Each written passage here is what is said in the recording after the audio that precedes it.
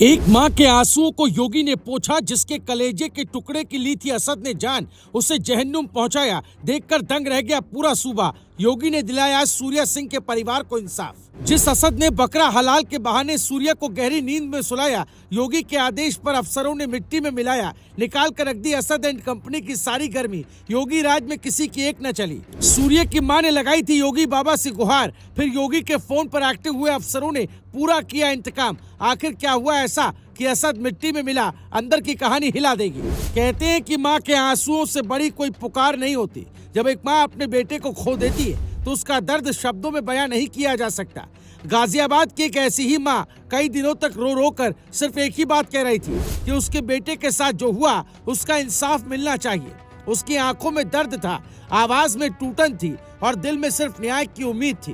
यही वजह है कि जब ये मामला पूरे प्रदेश में चर्चा का विषय बना तो हर किसी की नजर योगी सरकार और पुलिस की कार्रवाई पर टिक गई। लोग पूछने लगे कि आखिर उस माँ की पुकार का क्या होगा जिसने अपना सब कुछ खो दिया।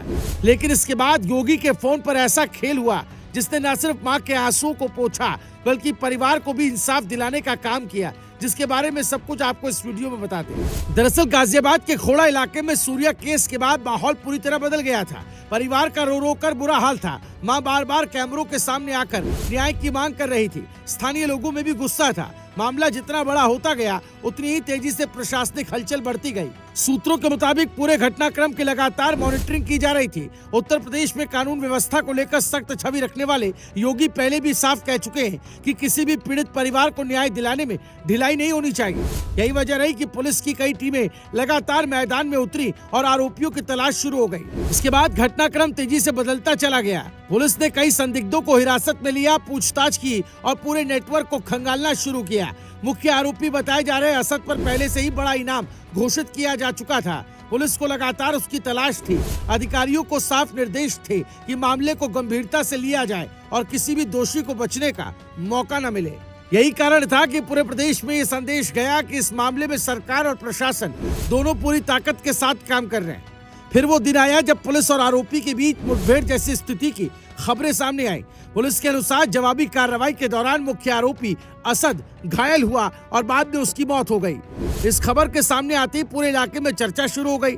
लेकिन सबसे ज्यादा ध्यान उस मां की प्रतिक्रिया पर गया जिसने अपने बेटे को खोया था। परिवार ने कहा कि उन्हें उम्मीद थी कि दोषियों पर कार्रवाई होगी और अब उन्हें लग रहा है कि उनकी आवाज सुनी गई है। हालांकि परिवार का ये भी कहना है कि मामले में शामिल बाकी लोगों के खिलाफ भी सख्त कार्रवाई होनी चाहिए। यहीं पर योगी सरकार की कानून व्यवस्था को लेकर समर्थक खुलकर चर्चा करने लगे।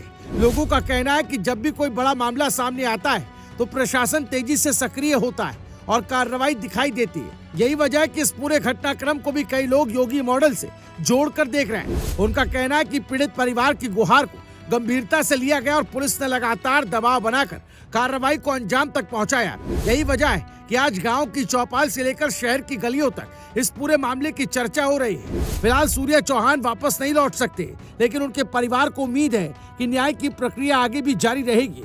मां की आंखों में आज भी बेटे की याद का दर्द है, लेकिन साथ ही ये भरोसा भी है कि उसकी आवाज अनसुनी नहीं हुई। अब सबकी नजर इस बात पर है कि बाकी आरोपियों के खिलाफ आगे क्या कदम उठाए जाते हैं। Bureau report, news live TV.